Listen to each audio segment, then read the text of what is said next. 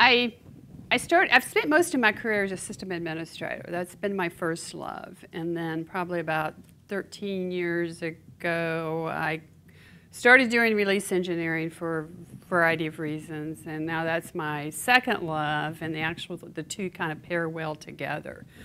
I went to go work at Google because I had been a release engineer at several different startup companies. And I found that I was using the same tool set to solve the same problems over and over again. And I thought, you know, I'd like to think differently about this, to see if I could find a better way to do things. And then when the opportunity to work at Google came up, I thought, you know, it would be really great to go and learn about scalability. And I had no idea. And so I'm going to talk today about, well, first of all, what problem are we trying to solve? This slide has nothing new on it for any of you. We've got bottlenecks, latency, machines offline, network partition networks, and having to deal with concurrent writes.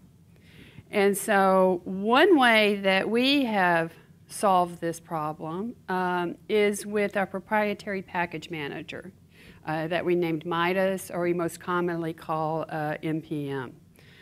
And the package metadata is stored in our Big Table database, and we've written papers on Big Table. It's a three-dimensional database, and so there's information available. In fact, there's a Wikipedia entry for it. The package data is stored in our Colossus file system, which is our proprietary file system.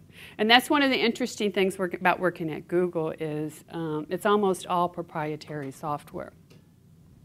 And so it's interesting because we can really think about the problems that we're solving using our own proprietary software.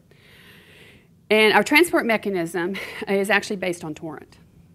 Because torrent's very fast, it's a peer-to-peer system, and that's our underlying transport mechanism.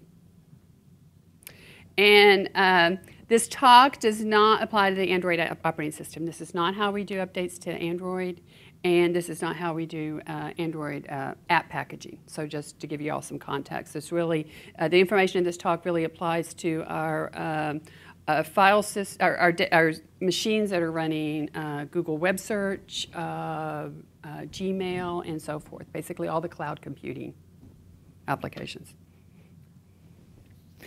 So just a brief summary of what we mean by a package. And there's the contents, in other words, really the files that you're trying to distribute. We have a unique version ID. And it's a secure hashtag. It's quite long, but it's guaranteed to be unique, and it's one of the things that actually allows us to guarantee that packages have not been tampered with, because the hashtag is computed from information about the package. And if any of that information is changed, then the version ID is no longer correct. And if the version ID gets changed, if we recompute it, then we would be able to detect the tampering as well. We also have signatures. Packages can optionally be signed.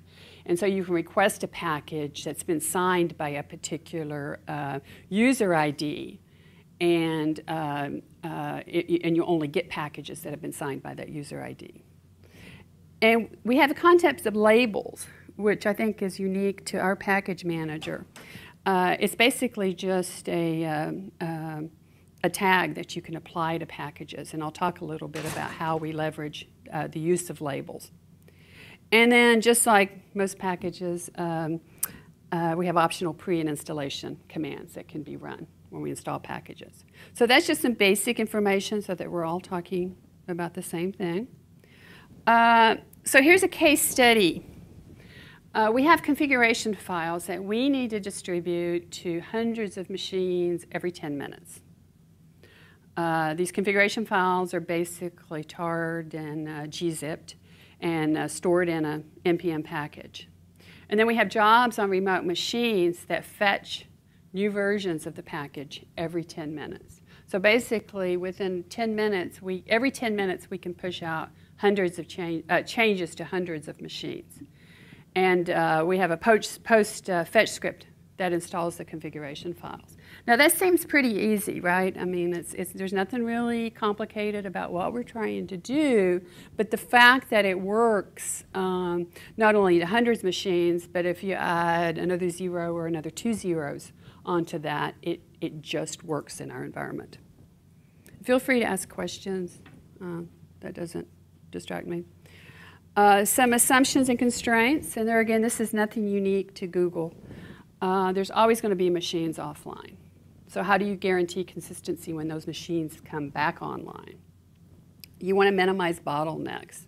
We've got this 10-minute window that we're dealing with, and we don't want to be waiting to get the changes pushed out.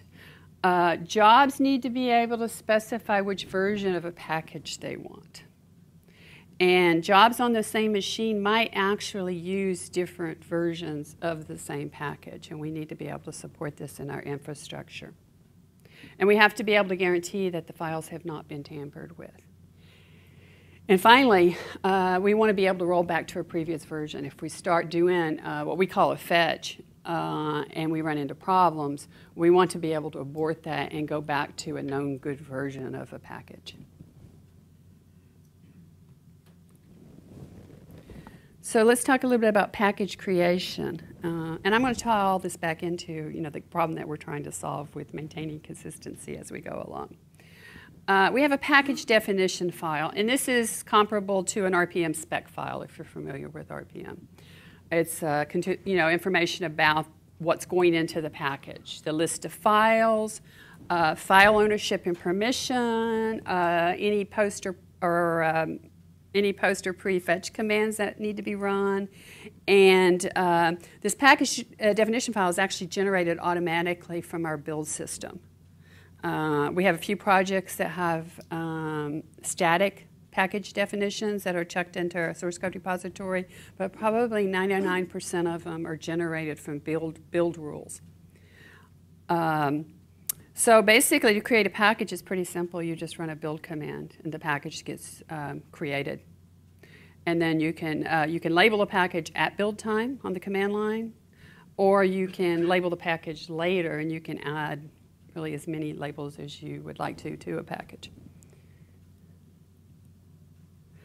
One thing that allows us to be scalable is that if the contents of a package, and this is particularly important for things like configuration files, if they haven't changed, we don't actually create a new package. The package MPM is the server is smart enough to realize, oh, this is through the use of checksums, these files have not changed. So therefore, it doesn't create a new package. What it does is any labels you're requesting get applied to the version ID of the package that already exists. So this means there's no new package to replicate, there's no new packages to have to fetch. So for something like configuration files, this is very useful. For binaries, it's not quite as useful because we embed build labels into our binaries. And so every time you do a build, because the timestamp is part of the build label, we're going to get a new package. But certainly for configuration files or data files that don't change very often, this is a very powerful feature. So there's metadata, which kind of describes a package, and then there's the package data itself, which at the heart of it is the files that you're distributing. So we've got two types of metadata. We have immutable data that can't be modified once the package is created. Who built the package, what time, how was the package built, because we have more than one way to build. We have a couple different commands you can use to build the package, so we track that. What files are in the package, the checksums, the sizes of the files. We do have some labels that are immutable and cannot be modified. And then the unique version ID that I talked about earlier, the hashtag that uniquely defines a package. And then we have mutable metadata. Labels. Most labels can be moved from packages. An example, following through from the previous talk, is you might have a canary label. And when you apply the canary label, it gets moved from the previous canary version of a package to the label, to the package you just indicated. And so everybody knows, oh, if I fetch the canary version of a package, I'm going to get the one that's been targeted as a canary. And likewise, we use a live label to indicate this is the package that has gone through the release process. This is the one that's blessed. It's been thoroughly tested. If you fetch a live version of the package, you're getting a known quantity, and it's okay to fetch it into a production environment. We also have a cleanup policy. As we'll talk about, we generate a lot of packages, and there's a lot of data, and we don't want them laying around. And the cleanup policy can be edited so that if you generate a package and you decide later you want to change the cleanup policy associated with that package or groups of packages, you can do so. Because cleanup policies are inherited, actually, from other packages. So related to tying into that, we do garbage collection automatically. And we've got 3 kinds of durability of packages. Going back to our case study of configuration files, we have ephemeral packages. And these are short-lived packages. Usually for configuration files or data that's either going to be generated very frequently or it's going to change frequently, so they don't need to sit around for days and days and days. This saves on storage resources because the packages don't, I mean, these, you think we're generating a new package every 10 minutes. Over a period of a week, that's a lot of packages. We don't need, and we're not going to fetch one of these packages from 7 days ago. And so we automatically delete the packages. 2 days is actually the default time on our ephemeral packages. Then we have durable packages, which is what we use to push our binaries. They're long-lived, and the default retention time is, retention policy is 3 months since the last time the package was fetched. We have auditing capabilities, and we know who and when which jobs and when they fetched packages. In fact, one of the projects I worked on for fun, we looked it up. Its last time it was fetched was 4 years ago. We have a job that's using this package. It's 4 years old. And we'll talk about how that can happen in a minute. And then we have test packages. And these are great for developers if you want to just test from end to end that your package definitions are correct. Because there again, remember, the package definition is part of the build system. There are build rules in our build files, which are like make files, only we have our own proprietary language. And so test packages are treated, they're very short retention, and they're great for doing testing. That's the name. So now let's talk about package distribution. We've talked about some characteristics of packages and how we create packages. We use a pool model.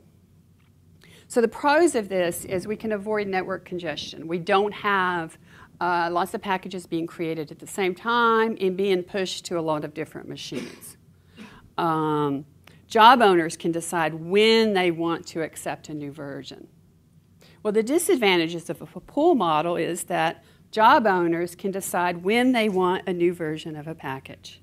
So, like, I have this one version that's 4 years old that somebody's still running, and I'd really like for them to upgrade it, but I don't have control over that, and the version they're using is working fine for them.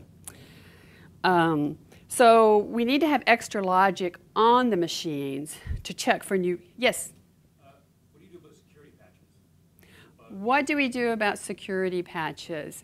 We do have capabilities to restart jobs remotely.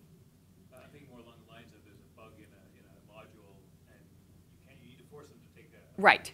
We have the ability to do that. But that's like a whole different talk. Yes? What is your package version strategy? Oh. That's a good question. Really, it's through the use of our labels. We went through a very interesting second generation of this package manager 2 years ago. The previous version, every time you generated a new package, you got a new integer number associated with the package. And people got used to saying, oh, I'm going to use version 200, I'm going to use 201. Now, the thing that uniquely defines the package is the hash. And it's, I forget how many characters are in the hash. It's like 20 or 21 numbers. So it's not something that you're going to easily reference the package by because it's cumbersome. But technically, it makes sure that the package is unique, and when you reference the package ID, you're getting the one that you mean. So we use labels.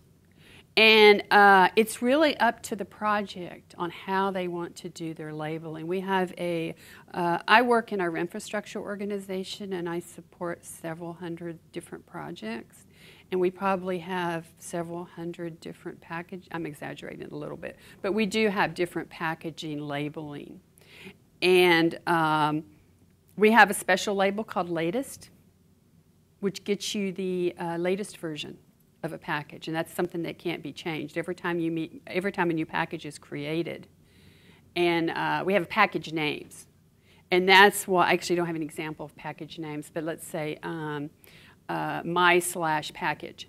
Every time you create a new version of my/package, a special label called latest gets applied, and so you can fetch the latest package and get the newest one. Well, the problem with that is you don't know who else has created a version. Maybe the developer is doing some testing of their changes to the build file rules, and they want to generate a new package. So our build system, anything that goes to production goes through a formal release process, and we apply versions to the package. And then we have configuration files that actually parallel the version numbers. And like I said, different teams do it different ways. But the good thing is that we can trust our package management system. We can trust the servers, and I'm going to talk a little bit.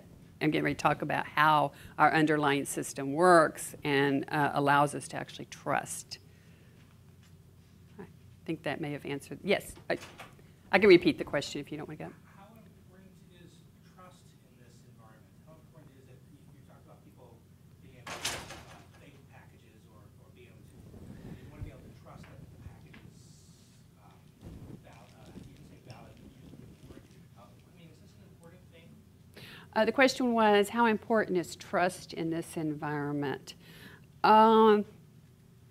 Trust is important, but we don't assume trust. And I'm actually going to talk about security in a little bit. So if I don't answer your question, re-ask the question. Yes, please. Can you get a conflict in the packaging label? No. If two organizations want to use the same label, is that a problem? We have access control list. I'm going to talk about that when we get to security, on who actually can generate packages, who owns specific labels. We can actually put an ACL down to the label using it's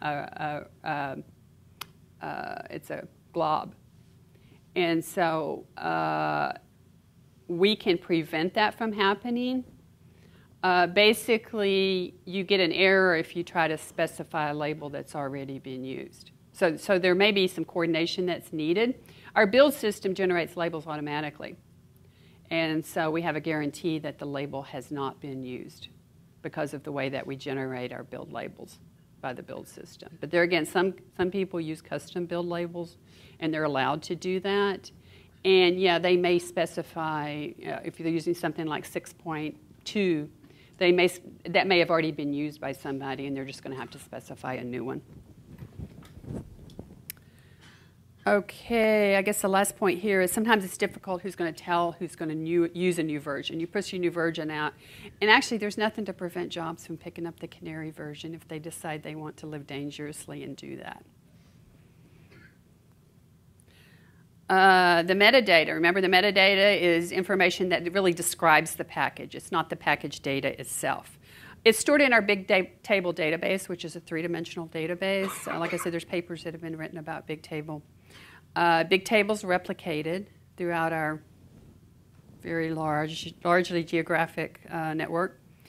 We have MPM root servers that can read and cache data from their local big table. Remember, the metadata is going to be replicated through big table, and then the MPM servers themselves are going to read the data from their local big table. The MPM client, which in its most basic form is just a command called MPM that's being run on a machine, either by a person or automatically by a job. There's an API as well. It queries its local MPM root server.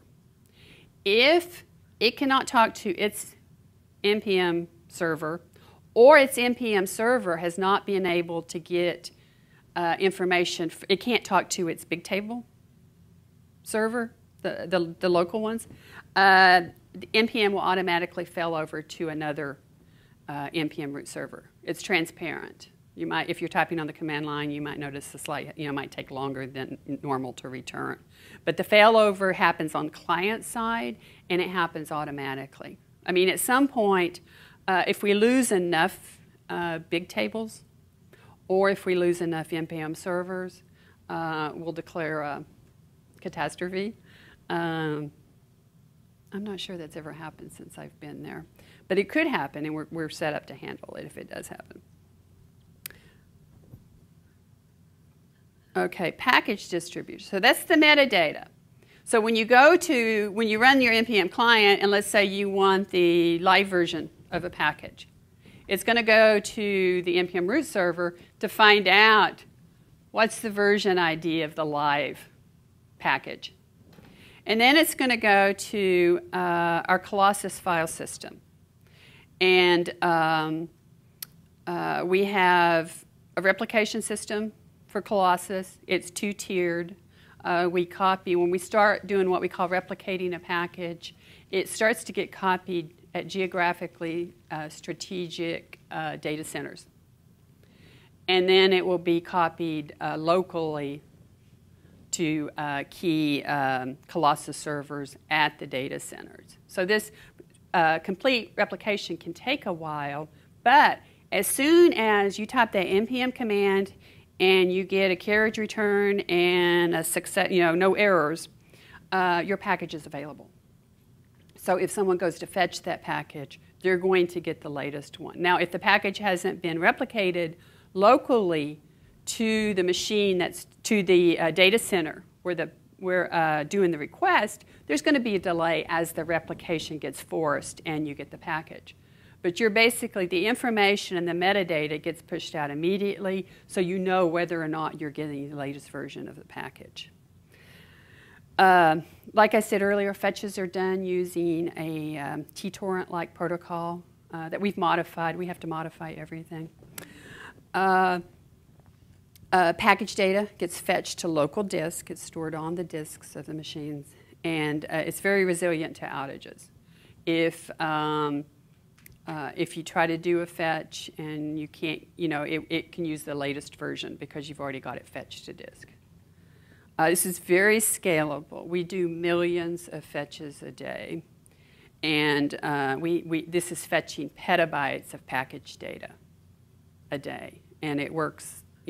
It works very well. I'm very impressed at how it works, and it's reliable. So let's talk about security. So we have access control lists, and there's 3 levels of access control lists we have associated with a package or a hierarchy of package. I talked about a package named my/package. I can have my/small package, my/big package, and I can apply an access control list to just my. And that means all the packages under the hierarchy will inherit the access control list, and then you can override individual ACLs on individual packages if you want to. So the management of it is very easy and very scalable. You don't have to go, every time you create a new package, you don't have to create an access control list. You can simply inherit the parent. So an owner can do anything to a package. You can create a package, delete a package, modify labels on a package, create new ACLs. A builder can only create packages and modify labels unless an access control list explicitly denies them the ability to do that. And so a builder has less access to a package than the owner does, or at least setting up how the package is created. And then a label, and I think this ties back to one of the other questions, is who can control or modify specific labels. So often for our build system, we will say, okay, we want production dot to be, basically production dot star, to be restricted to the accounts that are allowed to do builds. And this is going to prevent just anybody from creating a package, throwing a production label on it, and the package ending back out into production inadvertently. Canary. I talked about using Canary. We have labels that can't be changed. And the syntax we chose for that is we put an equal sign in the label. And so there are some cases where you apply a label to a package and you don't want that label to be moved to another package for specific reasons. I don't have a lot of projects that do this, but I do have a few.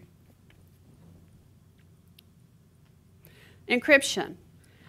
We can encrypt individual files, and that's done with a build rule that gets built into the, this information gets put into the package definition when it's generated.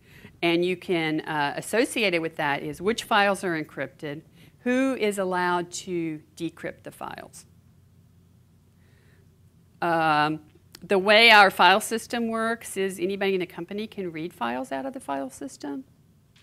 And this gives us the ability to control who can have access to sensitive files. If we have a password, a database password, for example, we need to distribute, we can encrypt it, put it into a package, and only specific users are allowed to decrypt it. The encryption is performed locally on the disk when you package up the machine. When you package the file, not on a server.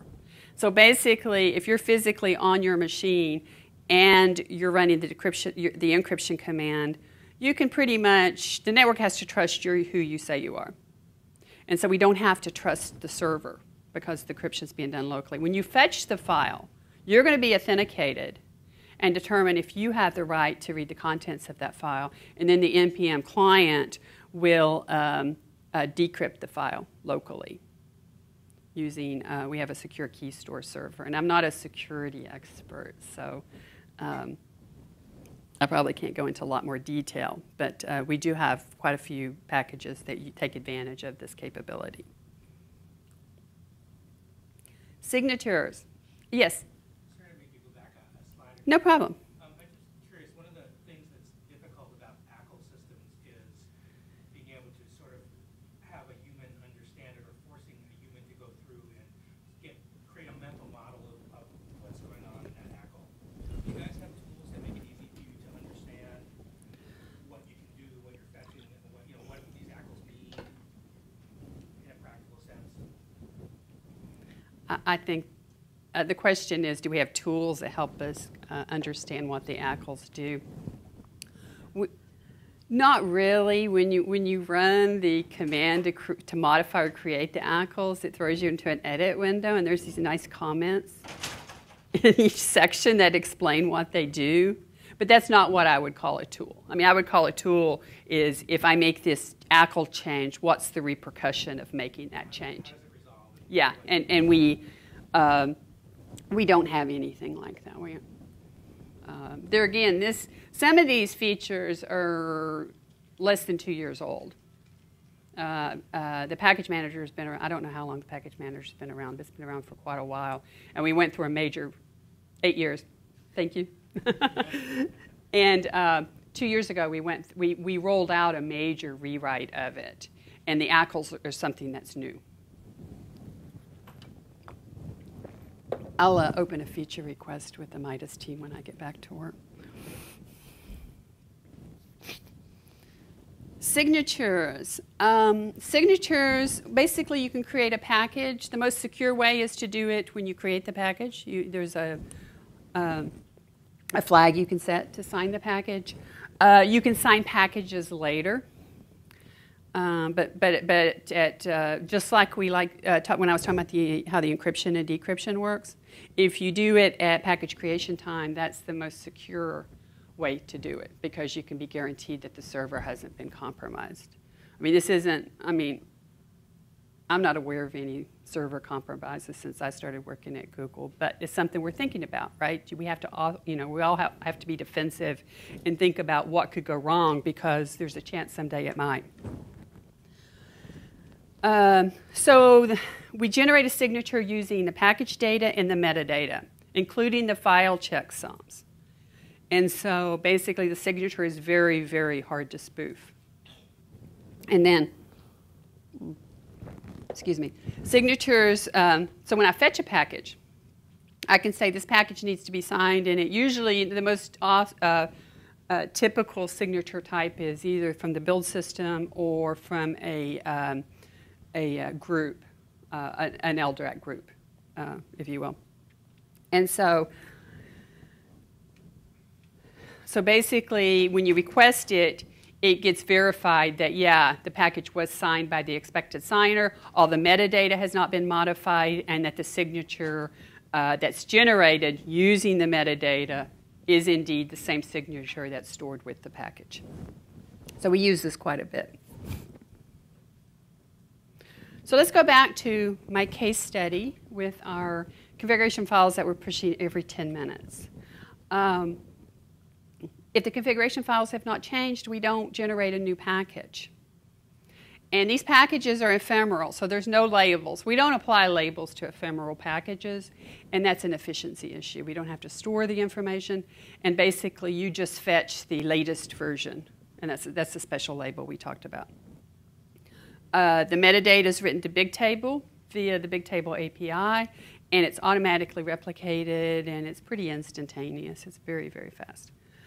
The package data is copied to our Colossus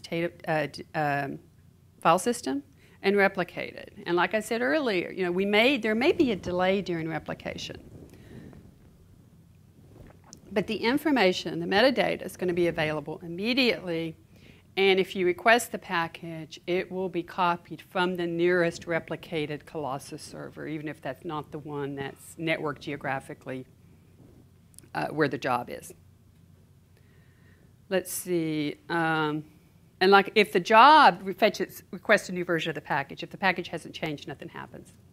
So not only are we not generating packages we don't need to, we aren't fetching packages we don't need to. And that's done through the use of the unique version ID, not through labels. I can apply a new label to a package, and I can say, fetch this new label. Well, our fetching mechanism is smart enough to realize, oh no, you already have that one. You're not going to trick me. I'm not going to give you a new one. Okay, so here's some features I think that are really cool about what we've done with our package manager. I've been very interested in package managers for some time now. I've worked with a lot of different package managers. The Solaris package manager, RPM, Debian packages, and here's some features we have that I think are really cool, and I'd like to see them in some of the open source package managers. And unfortunately, MPM is so built into our infrastructure, it's not something we can open source. And that's true with a lot of the Google tools. It's like without our infrastructure, it's kind of worthless. But the lessons learned, and I think in some of the features, are worthwhile and something that might make it back into the open source community. We have an NPM diff that I use a lot. I think it's great. When I've written my own build system, one of the things I would always do is run a manifest against what was in my packages to make sure I got the files I was expecting, to make sure that new files weren't showing up unexpectedly, that files didn't get left out accidentally. And NPM diff allows us to do this. I can compare the most recent package against the current live package, for example. And I can get information about sizes. That's something that can be a surprise. Did the package change by 500 megabytes. Maybe something probably went wrong if that's the case. Did my poster prefetch scripts change? Because that might have an operational impact, and it might be something I want to be aware of, or at least be able to communicate automatically. And then file checksums. File checksums isn't quite as interesting for binaries, but for our case study, for the configuration files, that might be interesting. That's going to tell me immediately which files have changed between the two packages. I talked about labels. Labels are just invaluable because it's a whole lot easier and clearer to refer to a package as Fred than it is to refer to, I should have put a copy of our hashtag in here, but it's 1 dash blah, blah, blah. It's really, they all begin with 1 for some reason. I'm not sure the technical reason for that. Labels are useful for rollback. If you make a package live, the previous live version, you can put a label of previous on it, you can put a label of rollback on it, and then if you have a problem in production, it's very, very quick to quickly roll back to the last known good. That's another good label, last known good. File groups, this is my last point. Files within it, we have file groups, and that's basically a grouping of files within an MPM. And you can have a very common example is that's the way we distribute unstripped binaries. We'll put the stripped binary in the default file group, and we'll put the unstripped binary in a special file group, so that if our SREs run into a problem, they can very easily, they know exactly where to go get the unstripped binary that matches the binary that they've already fetched. And you can have files in more than one file group, and they don't get replicated. Each file is only contained in the package once, so it's very efficient. And any more questions? Oh, no, I have one more point. I'm sorry, I have one more point. We have a web interface, too. I'm a command line girl. I'm like MPM, PI, information about the command line. But a lot of my users, when I show them the web interface, they're like, oh, that's so awesome. And then you can go in and browse information. There's graphs that show you the size of your package over time. So you can see what a data hog you're being, because packages never get smaller, right? They only grow. And, okay, question. For an organization that doesn't have the resources of Google, what are your key points you think need to be applied to CM?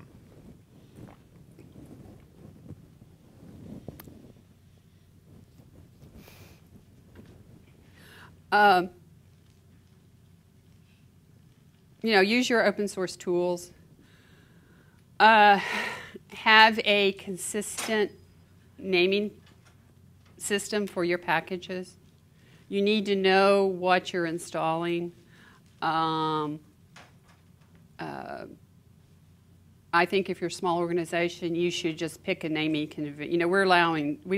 Google's very developer oriented, and our developers have a lot of leeway in how they do things, which is why we don't have the same versioning conventions for all of our packages. I think if you're a small organization, you should have a consistent numbering scheme that, depending on what kind, RPM has their own conventions they use. Debian packages are slightly different. Have your build system do some of the things I talked about, like doing package checking with a manifest, checking sizes of packages before they get into production. That's a common problem I found is you get a debug instead of a stripped version of a binary out in production, and it's taking up resources.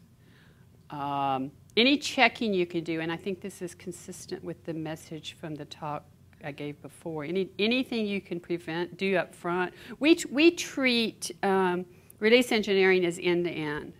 From the point the code is created to the point it goes into production is basically the scope of release engineering. And so we try to make sure that things are done consistently and can be reproduced. so that if you do a build, you can reproduce that build 3 months from now if you need to. So you need a good source code management system that you understand, and a branching strategy that allows you to go back and reproduce builds, because you're going to need to at some point in time. I mean, we do continuous pushes all the time. Mostly not in infrastructure so much, because people don't like it when your infrastructure changes every hour. But certainly things like Google+, they do builds every hour. And so the chances of them having to go back to something a month ago is probably pretty slim. So depending on your velocity of your releasing, you should you need to be able to go back and reproduce your builds. First software vendor I ever worked for, we used CVS, and I was not the release engineer. I was in customer support.